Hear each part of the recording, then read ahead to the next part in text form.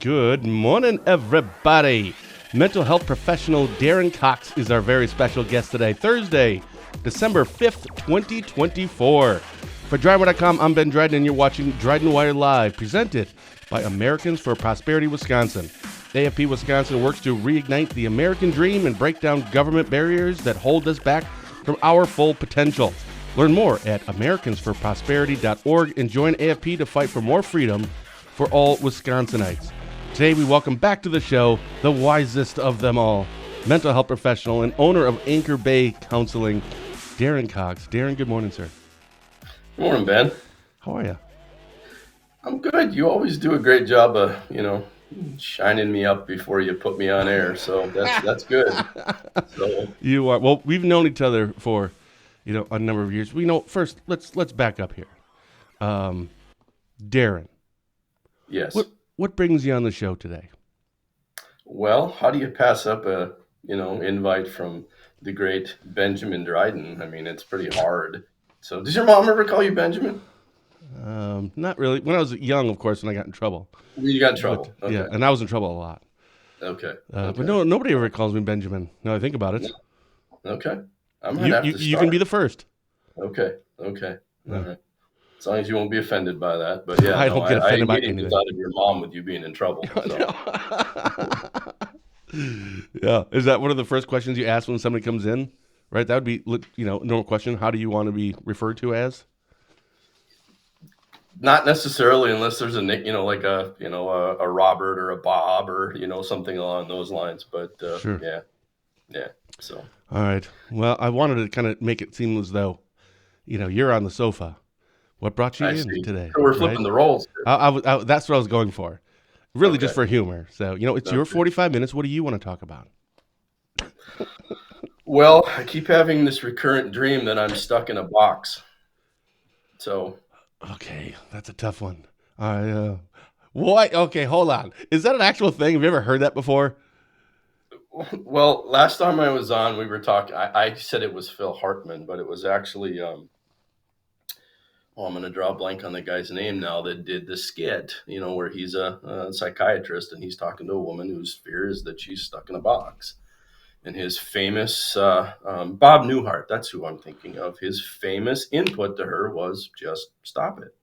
Just stop it. I thought, man, that's pretty wise. Fantastic. All right. Yeah. Give me your money and get out of here. Pretty much. And you set a timer. So those are things that you never want to do as a therapist, ever. Set a timer? Why not a timer? Oh, man, because then you're going to make people feel like, they're in a rush, or, you never want to get caught looking at your watch or looking at a clock because it tells people that you're disinterested. So That's how much longer you have to talk. all right, go. Tell me your problems and go. Yeah. No, there's a lot of misconceptions about what happens in therapy. We hold Really? hands, sing kumbaya. I do have a couch, but it's more of a short, love seat. So that's not, Not a laying down thing. So no. So is that a misconception? Let's start there. What are some of the misconceptions? That's one of them. I think it's harder stereotypically for men to embrace therapy more than women. Probably 90% of my clients are women. Men talking about emotions it's viewed as a sign of weakness. Oftentimes, particularly in some of our, the northern industrial hardworking culture that we live in. So, that's definitely one of them. But that's not a misconception, though. Right? No, that's true. I mean, that's more of a, that's probably an accurate perception, Yeah, well, actually, that surprised me a little bit, just considering the climate that we're in and where we have gotten to as a society. I know I've talked to, Sheriff Brent Walk and Sheriff Tracy Finch and Sheriff Chris Fitzgerald about like law enforcement. It used to be, you don't want to go and talk to somebody, but they see some horrific things, dude. Wow, it's a very difficult profession to be in, and we've talked about that stigma of. Do you go and see? And they've all said, no, it's much more like we embrace that as well. And we encourage it, but we not encourage it, but we provide all of that. And it's kind of gone away. It's not like it was 10, 20, 30 years ago. So I'm actually a little surprised by that. I thought that where we are in a society today, more men would be open to that. Yeah, I mean, I think if you just look at the percentages of men versus women with who's Hmm. seeking out therapy, it's still very skewed one direction. Now, I will say this for, law enforcement, EMT, firefighters, there are folks around here that specialize in providing therapy for that particular group. They've got law enforcement background, training with specific issues that, those fields face. And I think that helps a tremendous amount too, because they feel understood. People get what it's like to be in that field to do Yeah. that job, which makes it much easier to connect. What are some of the trends? Let's talk trends in your profession. Let's start with just the from a patient. I don't even refer to them as patient clients. Like you don't just call them like crazies and whack jobs and whatever. So patients, is that how it's you categorize someone that comes in to see you? Yeah, for the most part, it's clients. Clients, got it. All right, so client, yeah, that makes more sense. So whether it's your offices in Spooner or at Ladysmith and any other people that are there as well, providing mental health, but maybe you also sign up for, I don't know, newsletters in your profession, or you know a lot of things that are going on in the profession. But kind of as a whole, what trends are you seeing? Like compare it to like 5 years ago to where you are now. What's different? Well, the demand for mental health services is higher than at any point in time that I've seen it. I started in the field in 2001, and things are dramatically different as far as demand for services.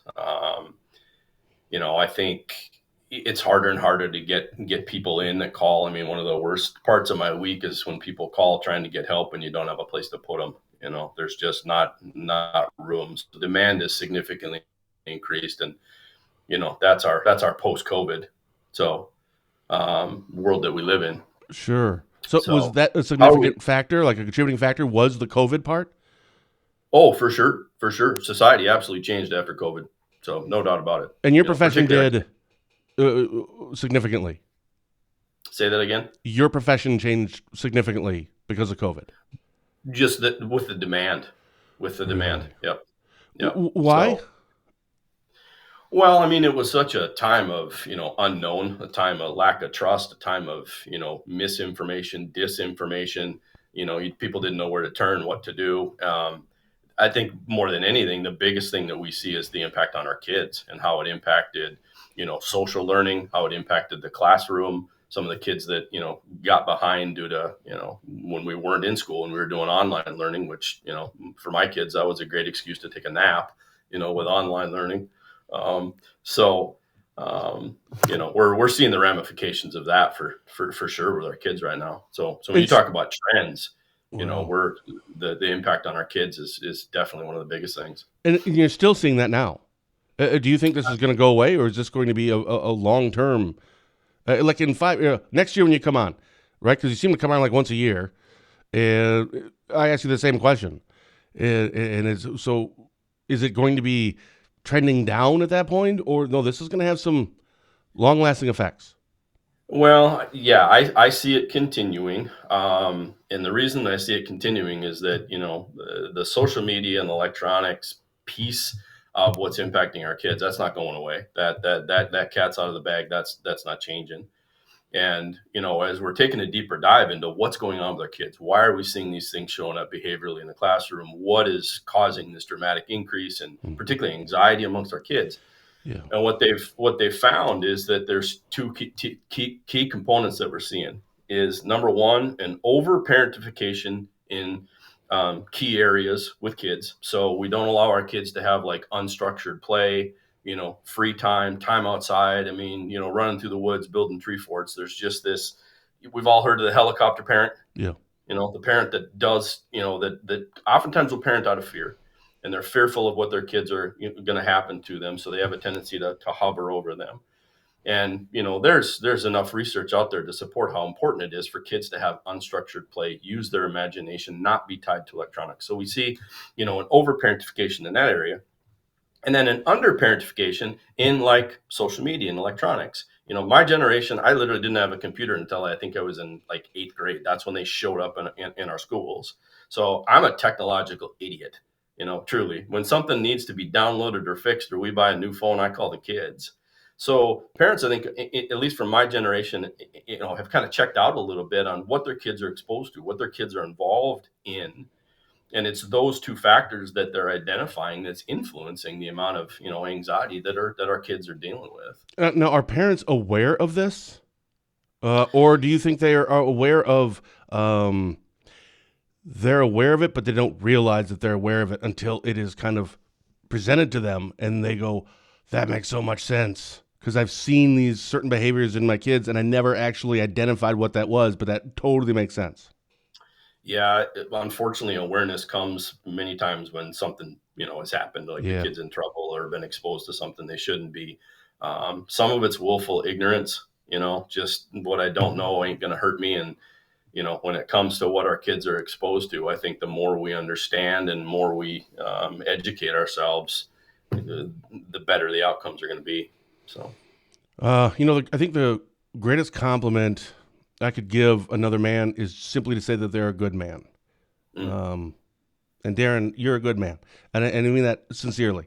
I respect you so much as a mental health professional, as a husband, as a father, as a business owner, but also your faith. And you're very real about your faith.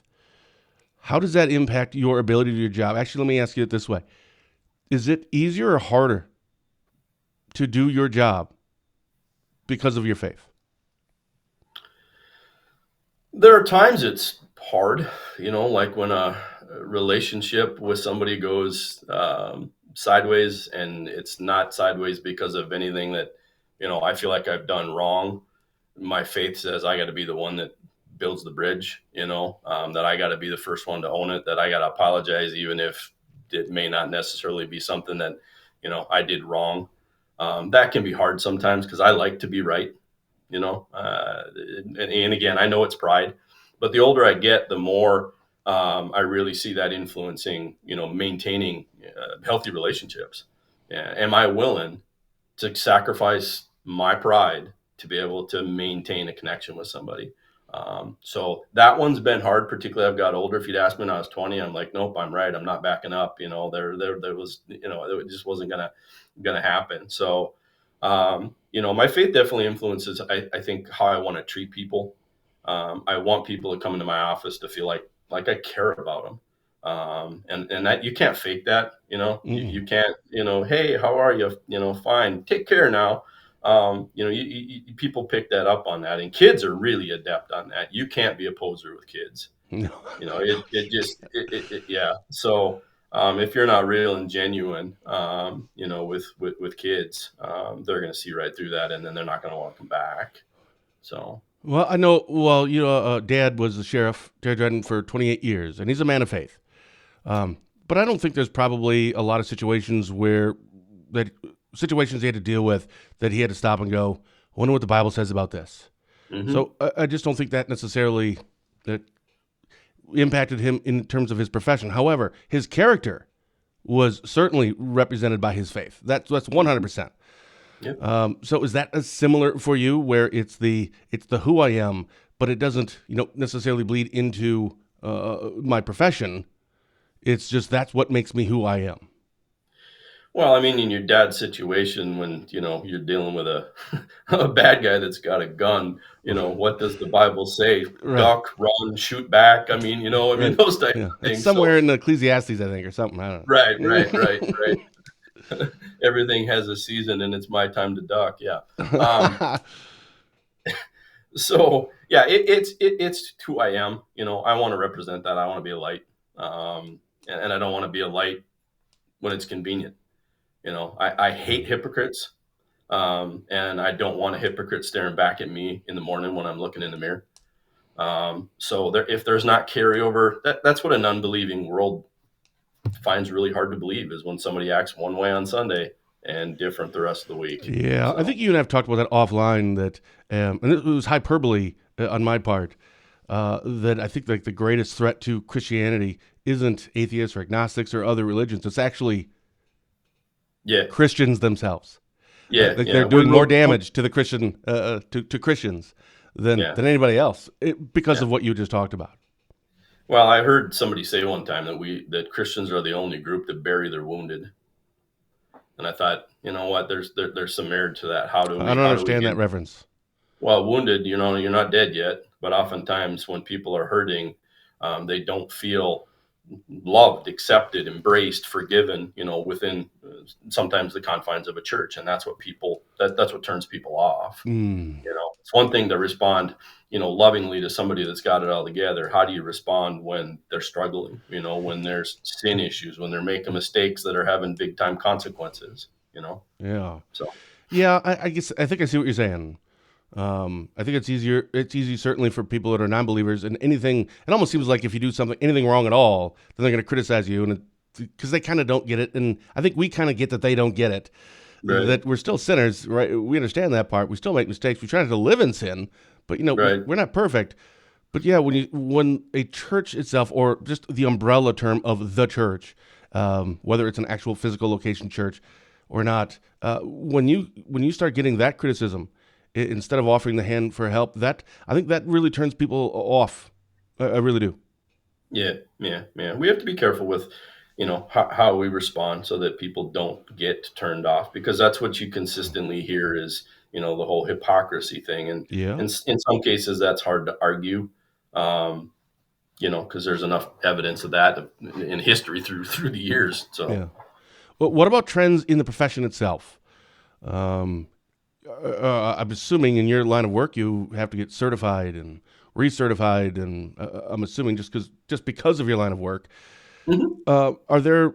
And I don't know who kind of gives this direction. Maybe it's based on the trends of what your clients they're seeing more of in the mental health professional world, and therefore, okay, now we need to certify people in X Y Z. Don't know if that's a thing. Let us know.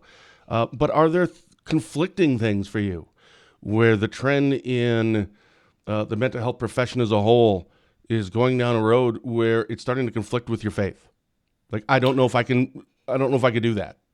Yeah, and that's always going to be the case when you're a person of faith coming against things that don't line up with your faith.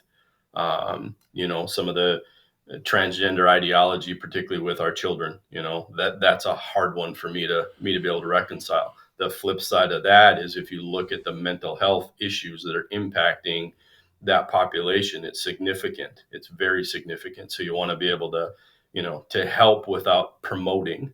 And to me, Sure. that's the key. How do I help without promote? Because if I'm promoting something, then there is the possibility that now it's coming into conflict with my faith, Sure. with my belief system, Sure. versus helping. So it is true. So I've seen read stories, but you never really know. When you can create statistics, not create, but you can reference statistics, kind of like people who will reference certain parts of the Bible without putting in the context. You can find anything to support anything that you want to Oh, sure. prove. Yep. So I never really know because I've read stuff about that, but I didn't know how accurate it was. High percentage of mental health, I wouldn't say issues, but whether it's suicide or other things for transgender, especially at the younger ages, but I don't know. I mean, it's a study. Well, I just don't know really where they get all this information from. But in your profession, you're saying that is true. There is more of those things happening to those Yeah, individuals. the rate of depression, anxiety, thoughts of suicide, self-injurious behaviors is significantly higher for that population. Oh, And that's the heartbreaking part of it. This search for acceptance, this search for connection. How does society respond to things that are considered fringe? But yeah, no, there's a strong connection there.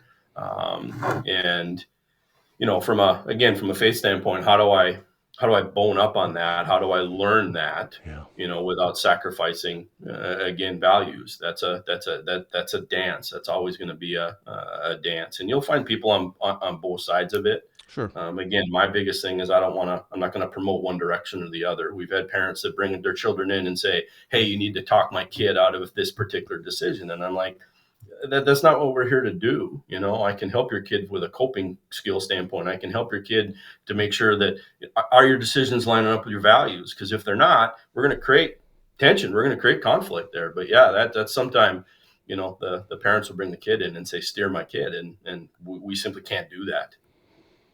You can't do that, or you won't do that.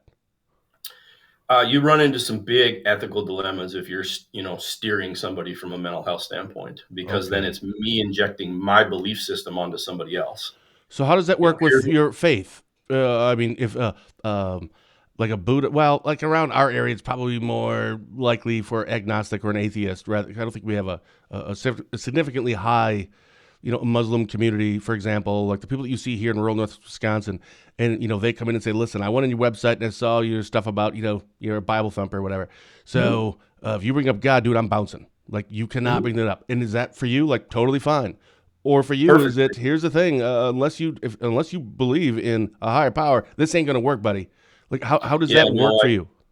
yeah, no, that's perfectly fine. If somebody comes in and wants no part of the faith based in the background, I have no Sure, problem with that whatsoever, because I can still demonstrate biblical values without attaching a Bible verse to it.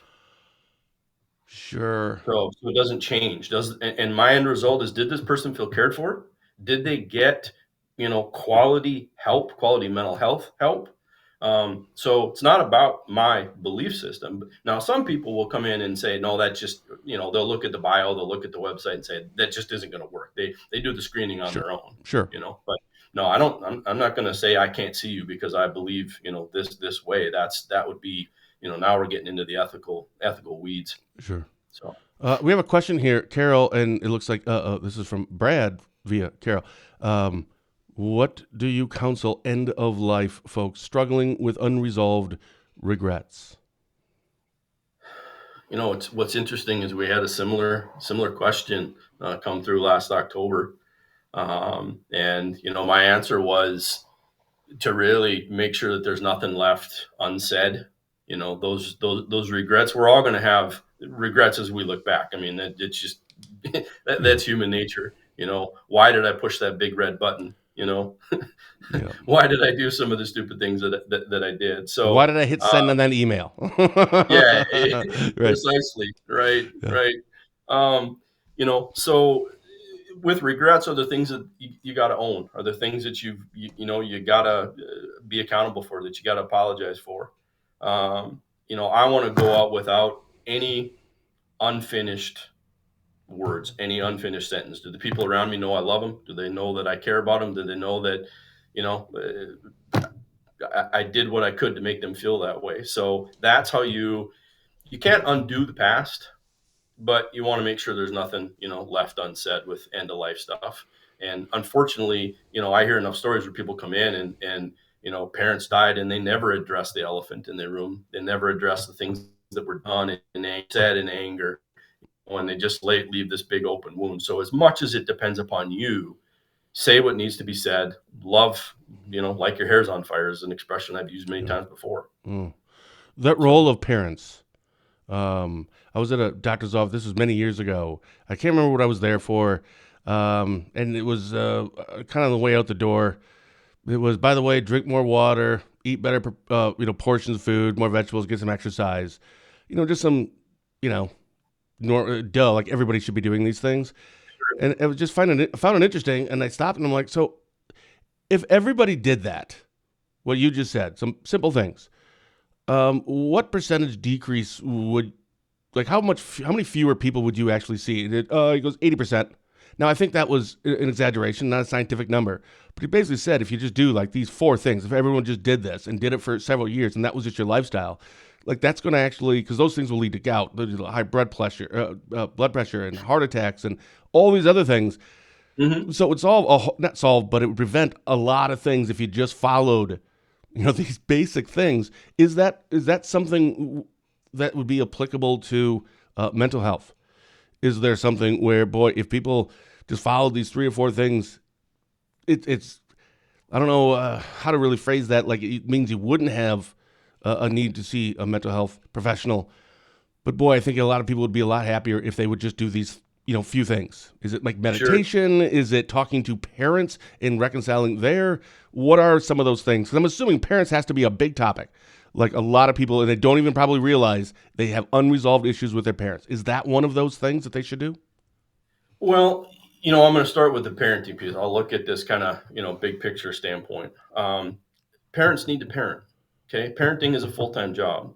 Parenting isn't something that you get to just, take a time out because you've had a bad day. Your kids need you, they need instruction, they need discipline, they need they need all that stuff. So parents that don't parent is one of the reasons where we get kids with behavior issues, because parents are not setting boundaries for their kids. They're not consequencing their kids. They're not teaching their kids values like, hey, we respect parents, we respect teachers, we respect coaches. And what does respect look like?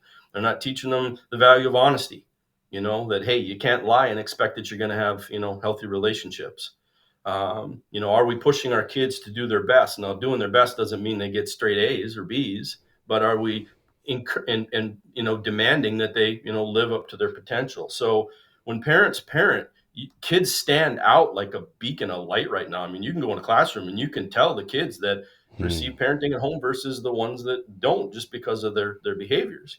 So if parents would do that, it would, and see parenting as a privilege. Okay. This with your kids, Ben, that the greatest gift you have in your life is your children. Amen. You're not looking at them like they're a pain in the rear end or an annoyance or getting in the way of your ability to have fun. They're a gift, and therefore they're treasured and molded. So yeah, that would significantly decrease the number of kids. From a marriage standpoint, if you want a healthy marriage, don't cheat on your spouse. Okay. I mean, it's not rocket science, but it just, Darren Cox telling it how it is. yeah. I mean, and I've told people, look, people make mistakes. I've helped lots of marriages overcome, a single issue of infidelity through the years. I've helped 0 marriages overcome multiple issues of infidelity. Okay. Because they all end up the same. They end up, divorced, or somebody just buries their head in the sand and doesn't want to address the fact that, somebody's committing marital treason. So, when marriages are other person centered, meaning that your focus as a spouse is, I want to meet my partner's needs. Okay. That my role in this marriage is to identify and meet needs. If couples would do that one thing, I'm going to see a whole lot less, couples counseling. Really? But so many times people come in with unmet needs. Okay. And when a need's unmet, then they start to think, well, are my needs not worth being met? Does this person not care? And it leads to, we become a workaholic. We become an alcoholic. We become, whatever we can to try to numb out the fact that we don't feel valued in our relationships. So I always start marriage counseling. It's not about communication. Couples come in all the time and say, we need to learn how to communicate. And I said, well, who taught you to communicate when you were dating? And they're like, well, no one. And I said, well, what did you do differently? Well, I put notes in his lunchbox and underneath his, wiper blade on his car. And we sent text messages and we talked till 2 a.m. And it's like, oh, so you communicated well because you wanted to. So the bigger issue is what's robbed you of your desire to communicate well. Okay. So, but yeah, anyways, go back to the basics of marriage. Hold on. That's fascinating. That is Okay. really fascinating. So let's slow down. So how do you? I mean, isn't there usually like over a period of time, right? The spark is gone, as it were. So you're saying that is almost like more is a choice? Is that what I'm hearing? Very much so. So people don't, fall in or out of love. They choose to love or they choose not to. Falling, I don't have any control over falling, but I have control of whether or not I'm choosing to love somebody. So I had a guy I met in grad school, and he was from Africa, and he had asked a couple different women to marry him without him really knowing them all that well. And they said no. It wasn't love connection. We weren't watching a game show here where the bachelor or bachelorette. And I asked him, I said, hey, what are you doing here? You're kind of, freaking out these, American girls that you're, proposing to right away. And he said, you Americans got this marriage thing all backwards. He said, you guys take a hot bowl of soup and cool it off. I'm looking for a cold bowl of soup that I can heat up over a lifetime. Then what he was referencing is, the investment in the relationship to keep the spark building and growing over time, that he's going to fan that flame. And the longer you're with somebody, and this, you've been married a while, there are mornings you wake up and their hair's a mess, their breath stinks, it's just life together 101. but you choose to love that person. Love's a choice after a while. And when you make that choice, your feelings follow that. What I think people get sideways sometimes is we want to feel our way into changing behavior. It's like, if I Yes. feel like it, I'll stop doing this or I'll do more of this. And the truth of the matter is we behave our way into changing our feelings. And that's what people get backwards. So if people focus more on that, again, I got less people that I'm going to see. So there's kids, there's marriages. From an individual standpoint, we get lots of people that are struggling with, depression or anxiety. So we look at lifestyle. And I'll say to people, so tell me what you do to unwind. Tell me what your hobbies are. What do you do that fills your bucket? And there's this, nothing. Okay, so how do you think that contributes to the fact that you're struggling with feeling depressed? Well, I don't know. I never really thought about it. So self-care becomes a big component of a quality of life. The things you do, you fill your bucket. So, And I'm sure there's healthy things and not healthy things. well, we Um, don't want to fill our bucket with, Schlitz malt liquor. or yeah, with meth or something, right? Um, so what are some healthy things? That people fill their bucket with? Yeah, Okay. So they've actually looked at, from a lifespan standpoint, what are factors that influence people that are typically happier? Okay. yeah, Brings them joy. Number one, these are people that regularly activate the pleasure centers of their brain. So they're doing things that make them feel good. So going on a hike, going out for a good meal, time spent with a spouse, physical intimacy. But there's a regular part of their life that, yeah, they're really trying to kick off the feel good chemicals, in the brain. Number two, these people regularly engage in hobbies that enable them to turn their mind off. So say you like to play guitar, all right, and you've been playing guitar for 20 years. If you're stressed out and you sit down and play guitar, you're not thinking where you put your fingers, you're just playing. You've sure. done it enough where you don't have to think about the mechanics behind it. And the next thing you know, if I were to ask you, how's your stress level, it's going to be reduced, not because we fixed anything, not because we changed anything, but because you're in the moment playing guitar. So that could be playing guitar, piano, that could be exercising and running. You talk to a runner and they'll say, yep, if I'm 20 minutes into my run, I'm 20 minutes further away from the stress of the day. Kind of melts as it goes. Sure. So yeah, they regularly engage in those. And then the third thing is they're looking for ways to be able to impact other people. They're trying to give back. They're trying to, help volunteer, donate time, donate money, but they're trying to have an impact on other people. And when we do that, we take the focus off of ourselves. Is You that know, is that significant? About doing this, I mean, the impacts it could have on your mental health by doing things and going away to help other people. Um, is that a significant portion of this? I mean, do people find like a gigantic reward from this? absolutely. You know, um, when we're able to focus on somebody else's needs, it kind of helps put our issues in light in comparison. And it's not to downplay anything, but it does give us a dose of perspective. Sure. So yeah, but those three things, when they're combined over a lifespan, it's contributed to people that are typically happier and healthier. All right. Let's go back, excuse me, to the parents aspect of this.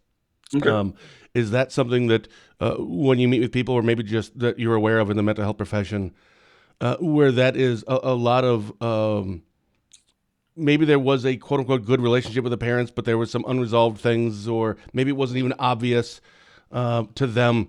How much of a role do parents play? Not we're talking about kids up till now, right? Parents' roles with their kids. But Mhm. we're talking about people in their 20s, 30s, 40s, and 50s. Your parents are still alive in these scenarios where you meet with them or you hear about from other mental health professionals talking about it. How much of an impact does being a parent still play for someone in their 20s, 30s, 40s, and 50s? And is it common to find out that, wow, that bad relationship, that's still impacting you in your 50s? Yeah. Yeah. It's not needed, but it's valued. It has a significant impact. And so think about, okay, going to look at a story in the Bible here. When Jesus was baptized, he was in his 30s. Okay. So he's an adult man. And when John the Baptist baptized Jesus came out of the water. The text says that a voice came down from heaven where God said, and I'm going to paraphrase a little bit. He said, "That's my boy." He said, "I love him. I'm proud of him. You really should probably listen to him." So what do we see there from a father to a son, even though he's 30 some years old, is he's validating him. Mm. Okay. He's launching him into his life saying, you got what it takes to be able to make a difference. And so what I tell people sometimes is, as adults, you may have a validation void. You may have parents that never acknowledged what you did, who you are, how you parent. They may have never told you they're proud of you. They may have never told you they love you. They may have never told you they're sorry. So that validation void isn't going anywhere. That's not going to change. But do I live as one who's defined by that, or do I live as one who's been impacted by that? Mm. That's my choice. Definition, I'm screwed. This is who I am. Impact, now I'm going to look at the woundedness and how it's changed me and influenced me, but I'm not defined by it. So parents play a key role, whether you're 2 or 60. Okay, because who doesn't want to hear from your dad, Right. I'm proud of you, and that doesn't matter whether, again, he's in his 30s and you're a little boy, or he's in his 70s and you're a grown man. That validation is so powerful. And sometimes you have to tell people, look, you're looking for something that you're never going to get from that parent. And so what other ways are you going to validate yourself? So we start looking at, how are you raising your kids? How are you validating your own family? What are you doing to change this legacy? But yeah, I mean, if God did it for Jesus as a 30-year-old, I think that says, look, we all need that as adults, regardless of what age we're at. You've talked So, before about the significant connection between fathers and sons. That specific, not just mhm. parents to children. I think that was on a previous show. We had talked about that. For people who didn't see that one, can you kind of recap that the significance of that relationship between specifically a father and a son? Trying to remember exactly what we talked about there. I tell what I see in the office is the deepest wounds are the wounds inflicted by dad. Okay. Okay. Now, all little boys want to be like their dad. So, am I modeling something that my boy should emulate, or am I modeling something that, don't do as I do as I say, type of thing? Um, so you can tell a lot about, what a boy is going to become by looking at what type of environment he was raised in. So Mm. that modeling piece becomes, incredibly important. It takes a lot of time to train a boy to be a man. That's not something that he's going to read in a book. I mean, we could go to, who's the Navy SEAL, Jocko, Willink, or whatever. We've got that, masculinity on, Oh, and they sure, call sure. Yeah. yeah. The problem with, manhood anymore is it's labeled toxic masculinity. And I struggle with that because it just means that this man is strong. Okay. That this man has, an opinion. This man has a voice. Um, so yeah, I got to be careful. I don't go, too far off into that toxic masculinity piece, but, what's being modeled, what's being demonstrated, how much time does that boy spend with his dad? Back up a generation. Boys spent most of their time with their dads, on the farm, working outside. I mean, that was who you spent most of your time with. Mm. And as society has changed, our boys have gotten away from that, and they spend more time with their peers than they do their dad. Mm. And that can obviously, lead to some difficulty as well. So, I think dads and their sons, it has a unique relationship. Dads and their daughters, you can tell women that have had a strong influence by their dad in their life because they feel valued, they feel beautiful, they feel feminine. They've been taken care of. They're been treated like a princess. So what do they expect when they go look for their own husband? The Somebody who same. treated me like dad Yeah. did. So Well, now we have to talk long-winded about answer. toxic masculinity. What is that? I feel like you don't want to talk about it, Masculinity, which is why we have to talk about it now. yeah, it's masculinity that's at the expense of other people. So, what does that mean? I mean, give me an That example. um, a guy who is going to focus on how many women he slept with. That his idea of being a man is, I what my see. number count is. So we've Sure. got a train of people behind that are hurt. toxic masculinity is how tough you are, how many people you can I beat see. up. I see.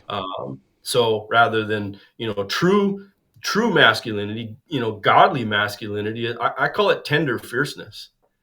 You're tender with those that matter to you most, but you're fierce with those that would jeopardize the things that matter to you most. That's good. So the iron marshmallow is another way of looking at it. You know, your Iron family, marshmallow. yeah, the family and friends get to see the soft side, but anybody that would potentially hurt those that matter to you get the iron side. This is gold. Yeah. So, oh, free too. Yeah, that's fantastic. You should come on every week. And yeah. Hey, real quick, I know we're already getting close to our time. We just had an election. I think I saw the story right before the presidential election. Well, the election back in November, that some colleges were letting people know they didn't have to go to school the next day. They said on Tuesday they instructed the professors do not give any homework, and on Wednesday nobody's required to go to school in the college. And then the following day, if you need another day, because they didn't know who won at that point, right? What are your thoughts about that? About colleges or schools saying, well, in this case specifically, there were some colleges. Is that healthy? Is that a good idea? Or is that a bad idea? You want my filtered answer or my politically correct answer, You're or none of the you're above? the former. The unfiltered answer. Yeah, yeah. I think you create a generation of kids that are soft. I thought so too. When you do that. Okay. Yes, we can be disappointed depending upon our political view, Sure. but that doesn't mean I pull the covers over my head and shut my life down and wake me up when it's over. You know, Going back to, biblical insight, God appoints leaders. Okay. And these are sometimes good leaders, sometimes bad leaders. I mean, this is written in the book of Romans, and trust me, the Roman leaders back then were awful. So do I trust what I don't understand? Do I trust God's sovereignty, which is about his goodness in the midst of these things? But yeah, to give somebody a day off, I mean, I have family members that are completely split because nobody will answer the question of who did you vote for? It's not picking one side or the other. It's simply, I'm not going to tell you who I voted for. Well, Wow. fine, I'm not talking to you anymore. It's like, come on, in 4 years, we're going to be up for another election cycle. Yeah. Is this what we're going to do Yeah. every time? So yeah, I think it just makes people soft to answer your Yeah, question. I kind of felt so too. I mean, really, like I'm not going to go to work tomorrow. Sorry. Yeah. Did you see a lot of, or have you heard a lot of in your profession about adults coming in a little bit more, or maybe it was, hey, we sent out this mental health profession newsletter to everybody saying, here's how you should handle this for people who are coming in regarding the election. Was that a thing? Yeah, I didn't see, much of that other than, Oh, what good. I read on the news. Sure. So, of course there's memes of people, losing their mind and, you know, It's screaming hilarious. fest, whatever else. And again, people have strong opinions. I'm not trying to discount those opinions one, way Yeah. or the other, but Wednesday rolls around, we got life to get back to. So, Yeah. On that note, we had Spooner House CEO Mike Schaefer on the show a couple of days ago, mhm. and I'd asked him about, because the election's finished, and then President-elect Trump announced nominees for certain things, and one of them was RFK Jr. for DHS, I believe. And I'd asked him, does DHS play a role in like his field of healthcare? So I'm wondering the same thing about you. Does it matter from the mental health care profession, who's the governor of Wisconsin? If Republicans or Democrats are the ones that have the majority in the legislature, who the president is, do these things impact your profession at all? Not really. It's you can see the pendulum swing a little bit from more liberal issues to conservative issues depending upon who is in office. But as far as like policy dictating what we do, how we do it, when we do it, not really. There was some policy changes that came out with, like, the No Surprises Act, and that was people were getting What's that? dropped with, well, it's like if you go to a hospital, you didn't know what the cost was going to be, and Yeah. then you got surprised with this big gigantic bill. So Uh-huh. A couple years back, they passed what's called the No Surprises Act.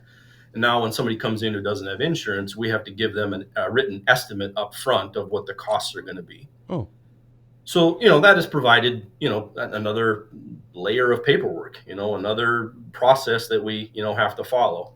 Mike mentioned Medicaid reimbursement rates. We don't turn anybody away based upon insurance either, but, Medicaid is, 30 to 40% less than what, standard private health insurance pays. So you have oh, so to, that's from a business similar. standpoint. Oh, Oh, so what yeah, Mike was talking about on Tuesday, that also was applicable yep, to your profession. I did not know that. absolutely. Yep. And we can't negotiate that rate. It's the take it or leave it. Here you go. Oh, weird.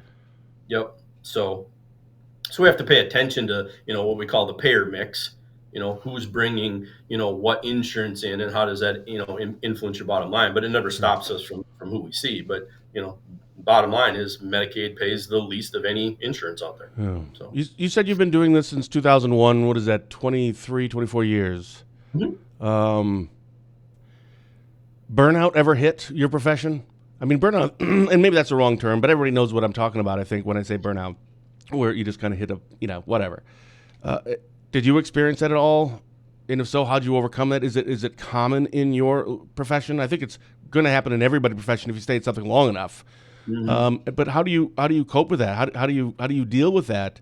I think we've all been driving down the road, and then all of a sudden we kind of snap out of it and realize, holy cow, I do not remember driving the last 10 minutes. Hopefully, I didn't run over Right, a dog and run right. through some stoplights. And obviously, you can't have that when you're having a client in front of you. Like, yeah, that was really great what you said for the last 5 minutes. Why don't you say it again to really hit it home? Uh, Because I wasn't Jeez. listening. Yeah, yeah, Right. well, that's bad. That's very bad when you're in session and do that. So Yeah, no, caregiver burnout is very real, I would think very so. real. Yeah, because I had a colleague one time very eloquently say that we work in the mud. Okay, we're dealing with difficult things, and when you're in the mud, sometimes you yourself get dirty. You wear it, you cover it. So I do something like my yearly budget is based upon me working 11 months out of the year rather than 12. Why? Smart. Because I'm going to take a month off during the year, so I don't even budget for that. That's just Smart. that's a given. That's what we're going to do. Um, I always have things in front of me on the calendar that I'm looking forward to. So if you go from year to year to year, you'll see, every first week in November I take that off for bow hunting. Every third week in December I'm on Upper Red Lake ice fishing. This spring my wife and I are going to Myrtle Beach. So I always have something out in front of me to look forward to. Sure. So even if it's bad, it's like, oh, it's only 3 more weeks till I vacation. see. The other thing is just being, self-aware. Like if I start getting short with people, I mean, I got in an argument one time with a guy at Economart. I wasn't done putting my groceries on the conveyor belt, and he was jamming his behind me, and I kind of barked at him. And I'm thinking, dude, you're in Economart. You're a licensed professional counselor in this community, and you're arguing over the fact his loaf of bread got too close to your gallon of milk. It's like you need a break, dude. Yeah, You yeah. know. Here's your So sign. that type of stuff tells me I'm fried. I need to get Yeah. away. So And how do you fill your cup? What are your hobbies? The things that you had mentioned earlier. What do yeah, you do? primarily it's time with family. I mean, over Thanksgiving break, all my adult kids came home, and I we were teased as being Amish because the kids didn't have cell phones until they were much later in life. And so when they came home, we were all sitting around the kitchen table playing board games. That's what we do for fun around the house. So time with kids, time with my wife. 26 years later, we still enjoy each other's company. She's my sounding board. She's the one that I think kind of helps keep me grounded and just in a good place emotionally. Hmm. Spirituality for me is important too. What does God say about the issue that I'm dealing with? God doesn't ask me what I feel; He asks me what's true, and I have to focus on that from time to time as well, because my feelings can take me, sideways. But Mm. so yeah, those relationships, and then of course my hobbies. Those are what I Hunting, fill my fishing, bucket with. yeah. And you Yep. you go around some places on Sunday every once in a while, don't you? I do. I've actually been doing quite a bit of, pulpit supply, fill-in preaching. Now I'm on a 6-week. Every 6 weeks, I preach at Hope Community Church down in Cumberland with Pastor Paul Green. Wow. So, What's so it that's called? where I've Hope. been. Hope what? Hope Community Church. Hope Community. Never heard of it. Yeah. Every 6 weeks you go down. Are you Yeah. given like here's what we're talking about today, or is it just like a one-off thing, or are you part of like a series and it's like, all right, well, when you come on, you're picking up here where we left off. Yeah, so Pastor Paul preaches book by book, verse by verse. So it's Love it. really easy just to join where he's Yeah, at. So hey, you get Romans 8 this week, and I know exactly what the passage is. So yeah. it's not, topical. But being a mental health therapist, I got, 25 years of anecdotes. I got all these stories and Yeah, examples of, hey, don't do this, that don't work real well, yeah. Don't have or do affairs this. on your significant other, right? Correct. It's kind Right. of a no-brainer. Right. What is the Yep. state of you go down to that church? Church is different. It's not like it was when I was young. And matter of fact, we don't even go to church. We do a Sunday Bible study here with our Mhm. family, and I get so much out of that. It's like an hour and a half long. It's just brilliant. I'm not saying people shouldn't go to church. Certainly go, just because of the fellowship and other people and etc. But what do you think overall, kind of the state of the church is right now, the evangelical church right now? Because it seems like it isn't going as well, and maybe there's more people that are leaving. It seems to be the trend there. What are your thoughts on it? Well, we live in a day and age where the failings of pastors that used to be private are now public. So what used to never make the internet or news Oh, because we didn't have access to those things like we do, now you hear about it regularly, which I think can kind of flavor what the overall, health of the church is. So what I'm seeing is there are some churches that are drifting away from biblical principles, primarily the inerrancy of Scripture. When we talk about inerrancy, it's that this is God's truthful word that He's given to us from generation to generation, and that's the book that we should live by. So some churches are veering from that, and anytime you do that, you're kind of heading into some murky waters theologically. Okay, when you start to change the message to make people feel good rather than that what seems to be a common thing. Like a lot of the it people I does. see on TV, and there's I can't remember the one who's really popular, uh, or Tim or Cheapers. Joel Osteen, That's the one. yeah, Smile and Joel. Yes, Budget. And it's if you watch that, it's like I feel fantastic. Mm-hmm. Not challenged at Mm-hmm. all, Yep. but that seems to be a very popular thing. And I kind of feel as though the few churches I have gone to in the last 10 years, it seems to be echoed in some of the local churches as well. And, it's fine, I guess, ish, but it's not what I remembered. But maybe I'm just getting, to be a fuddy-duddy as I get older. Well, God's word is timeless. People change; His word doesn't, and those are things that I think we need to keep in mind. When I'm up front, I have to remind myself I'm not there to entertain. I don't have to make God relevant. God is relevant regardless of whether He uses me or not. Right. And it's like if I'm nervous before I go on, I have to remind myself again, I'm irrelevant. This is about Him, not me. Mm. So when pastors focus on keeping the main thing, and the main thing with Christianity is Jesus. It's the Amen. power of salvation, the power of forgiveness to change a person's life. And when churches focus on that, they do fine. They will always do fine. Jesus is the head of the church, not man. And as long as we focus on Him, that's what keeps people on the right path. It's when they get away from that. I want to make somebody feel good. I want to, puff them up, and turn it into a self-help series rather than biblical instruction that we Yeah. get into trouble. Well, that's when my Christianity changed around because I've obviously being raised by my mom and dad. My mother's an amazing Christian. Um, I believed in God. I've always had faith, but I didn't really live a Christian life for most of my life. And when I moved back up here like 9, 10 years ago, again, it was still, I never really called myself a Christian. It was just, I believe in God and all that jazz. But it was when I started doing these Bible studies and I started realizing that I completely missed the boat on Jesus. It was Mm-hmm. always God. So when I started getting to that, oh my goodness, did everything start changing for me. So I Yeah. completely understand what you're saying because that's where it's at, and that's what I'm still working on. Is that I'm still trying to figure out the whole guilt and shame thing. I can't seem to kick that one because that Satan loves to remind me of all that stuff, And I know I give it to God, but boy, I still struggle with that. We've had some great comments in here. Rick, and they had said, I find you so encouraging. This is from Jody. Just what I needed today. Darren is the best. Thank you for your encouragement. We'll leave it with one last question here is, how do you counsel atheists facing eternity? So I'm assuming this wouldn't be like in a session, right? Based on what you had said earlier. You cut out on me, Ben. Can you say that again? I'm sorry. No problem. I was just saying the question. I don't think this is necessarily based on what you said earlier. You don't bring this up like in a session with someone, right? I think this would be just more. What I can say is, tell me your understanding of what happens after a person dies. Uh-huh. And is it, like you're done, you're out, you cease to exist? Is there, your understanding of an afterlife? How does a person get there? I mean, I'm going to ask a series of questions, because if they ask me questions in return, like, what do you believe? Well, now I have an open door to be able to, share some things. But, everybody, when they come to the end of life, is going to wonder what's next. Okay.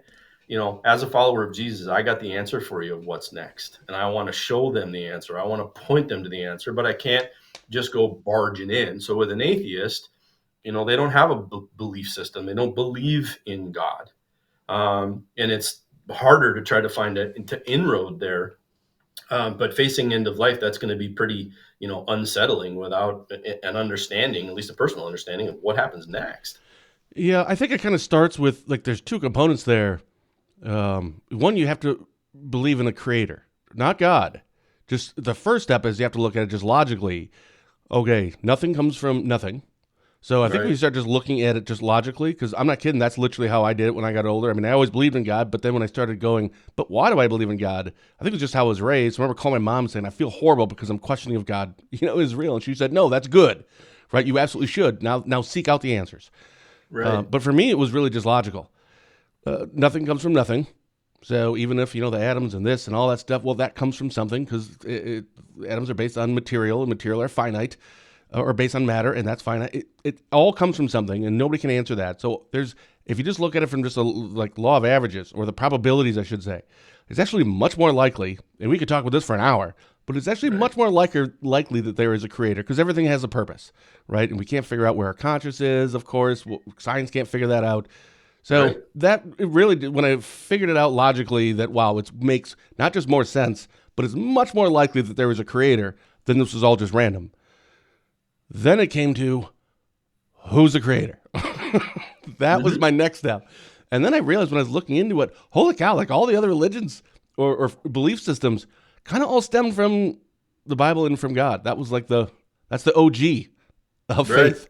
And it's, oh, well, that kind of makes sense now too. So honestly, I just applied logic, and that's how it helped me. Yeah. But again, people can believe what they want to believe. I don't care. But that certainly was an eye opener for me. Yeah. Yeah. So, but it's harder with, going back to the question with somebody that, is an atheist when they come to that point. So, yeah. And sometimes do they really want to know, or is it just more of an argument? And you kind of have to figure that out too. Right. Awesome. But Jesus can save me on day one as well as the last day, and that's the cool thing about salvation. So I wonder how many people at that, last moment make a cry out to God. So, well, see, you heard it right here. Darren Cox says you can do whatever you want. Just make sure on your deathbed. Nope, I did not say that. You're the one that referred to God as the original gangster. So let's come on. I didn't actually say it. I just said OG. Special thank you to our guest today, mental health professional and owner of Anchor Bay Counseling, Darren Cox, for coming on to chat with us. As a reminder, Sheriff Chris Fitzgerald and I will be back this Tuesday for our latest episode of Positive Tuesday with Ben and Fitzy. So until then, for Dryden.com, I'm Ben Dryden saying thank you for watching, and as always, have a blessed day.